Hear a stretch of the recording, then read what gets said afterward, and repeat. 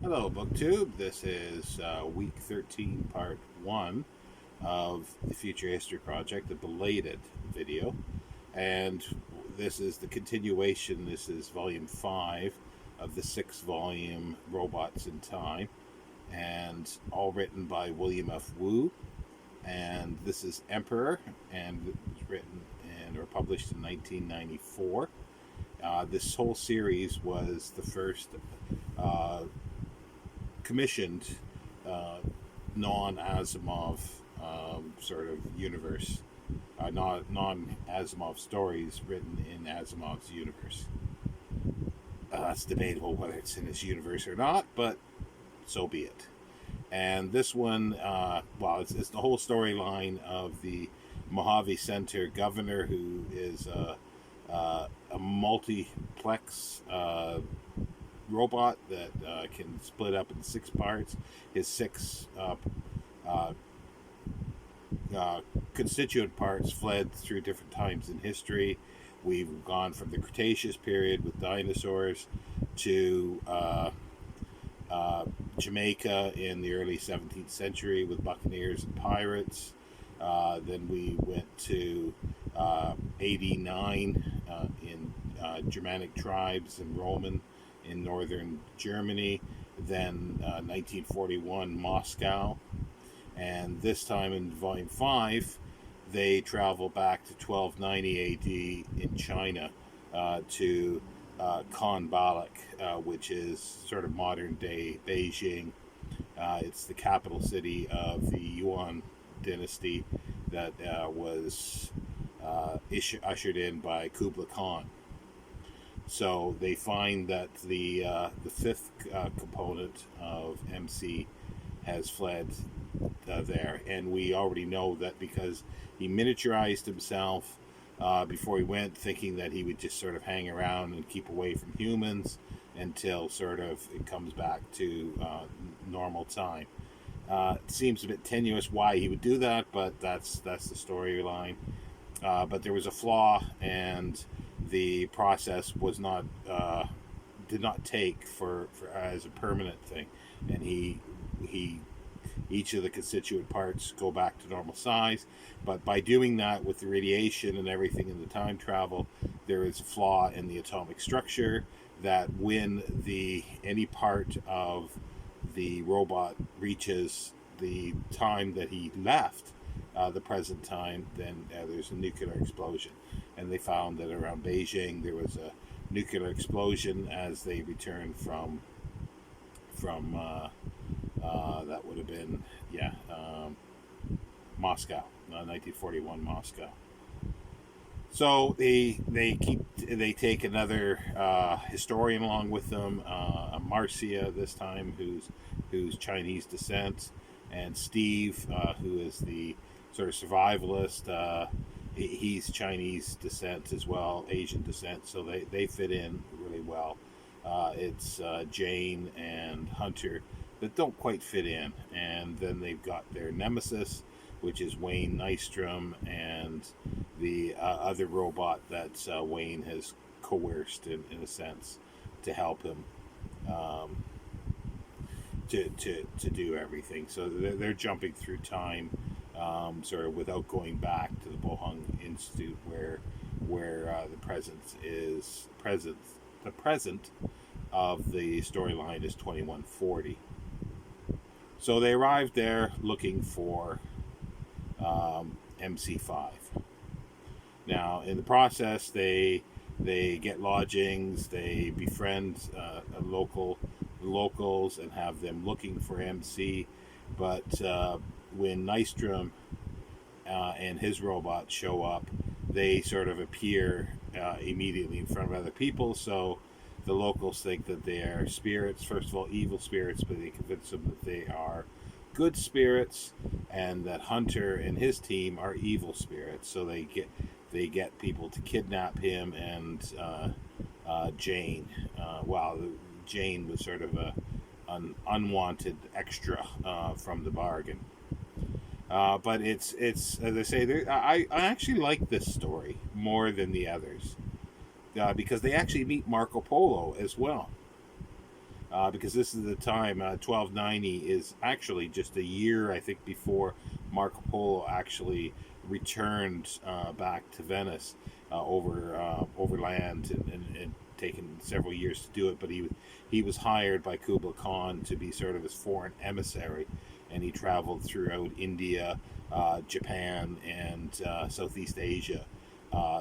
You know, as an emissary for Kublai Khan, and I believe he was escorting a relative of Kublai Khan to Persia, and so he continued back to Venice, and arrived, I think, in like 4 years later, so it was 1294. But so this was just, the story is set just about a year before. So as I say, I really enjoyed this story because I've wanted to reread the Marco Travels of Marco Polo for some time.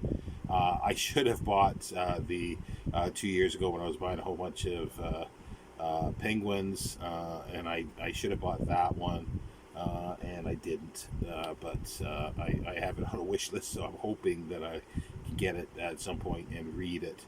But yeah, so they're back at the time of 1290 with Marco Polo at the Khan Balik, the Beijing capital. And as I say, I like this one a little better, but it's the same sort of storyline. They try to do a few things, travel around. They have they don't want to be showing that they are, disappearing through time and everything. But this one is a little different because Nystrom and his robot, they have been shown, but because of the local folklore and folk tales of spirits, they were able to get away with it. And so there's a little more jumping around as well through time or space that Hunter does as well, and it shows a few more things. Like he could change his appearance if he wants to.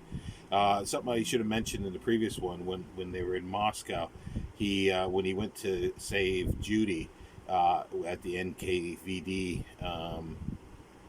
headquarters, that he changed the size. He made himself shorter and more squatter, so they wouldn't be recognized. The only problem was that he was wearing the same clothes, and they didn't mention about his clothes not fitting then.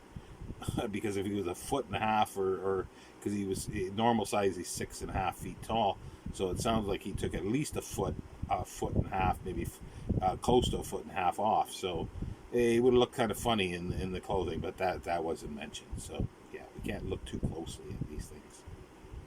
Also, too, then coming back to the fifth one here, the Marco Polo one, we find some other things. I think we saw it in the previous one that they have a cavity in his chest or abdomen somewhere that they can hide the controls for the time travel thing, and they both use those. But Hunter also has the ability to change his digits, his fingers, to change things. Like when he was back in at the Bohung Institute, before they went back, he needed to charge up, and they have microscopic solar panels in the skin. The robots do, to get energy, but he can sort of change his finger into a light socket. They can stick his finger in a light socket and get electricity. So it's like, so obviously he doesn't have human skin.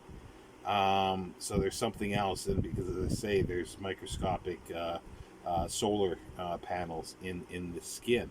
However, they do say that they need to take fluid to sort of maintain the illusion, because he sweats and stuff like that, so they need this fluid. But that seems a bit odd because there's no smell. We found out that there's no smell to the robots in the previous one. And also with this one, they have no heartbeat.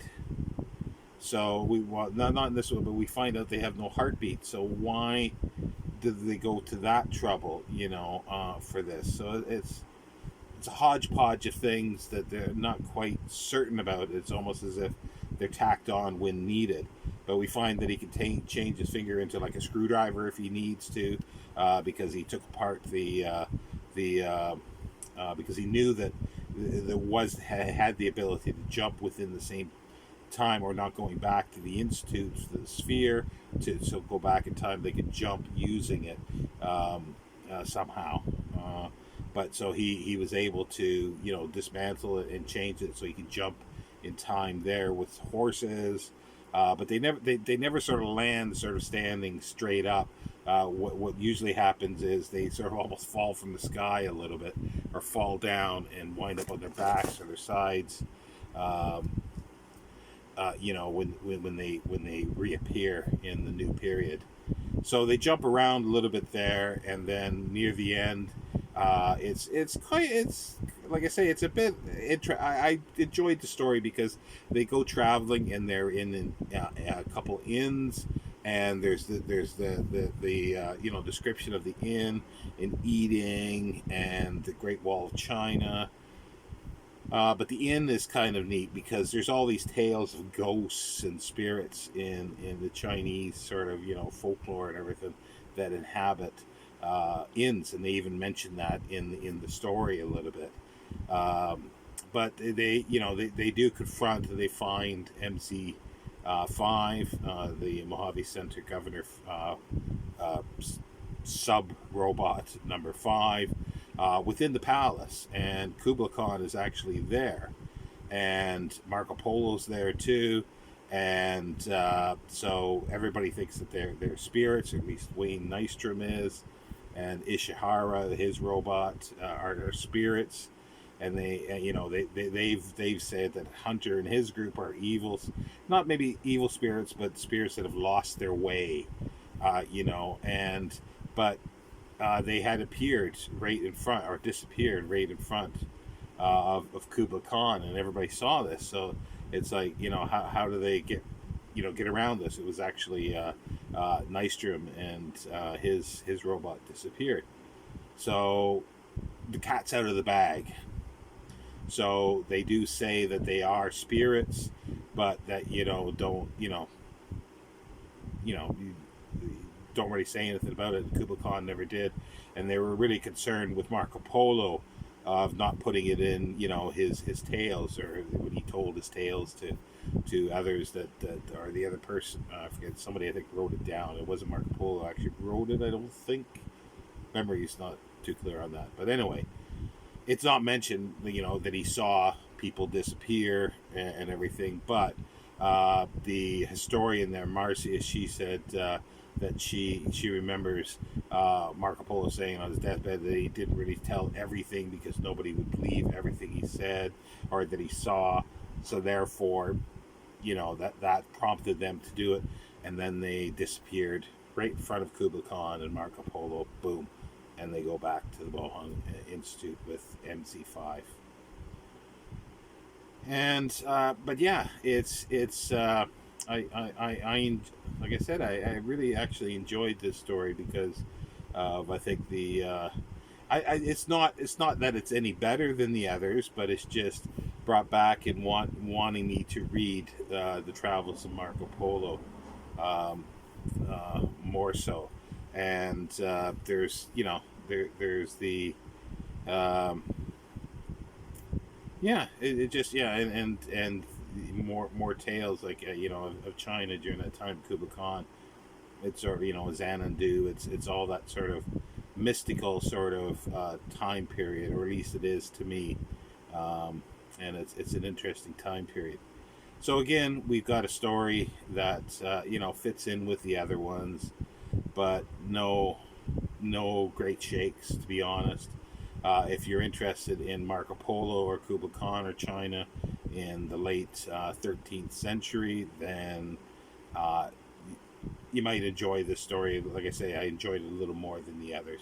Actually, well, to be honest, I'm enjoying them a little more as they went on, because I actually kind of enjoyed the northern the Germanic tribes and Roma one. I actually kind of enjoyed the dictator, 1941 Moscow as well.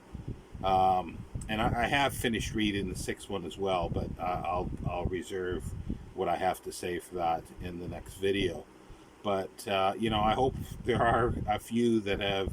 I think there are a few that have been reading these and just sort of waiting for my videos to make comments, and I hope that there are others that will continue with this, either skipping the non-Asimov material, because as we enter week 14, we're back to at least three Asimov stories, short stories, and two non-Asimov stories. So we're getting back into some Asimov for a while.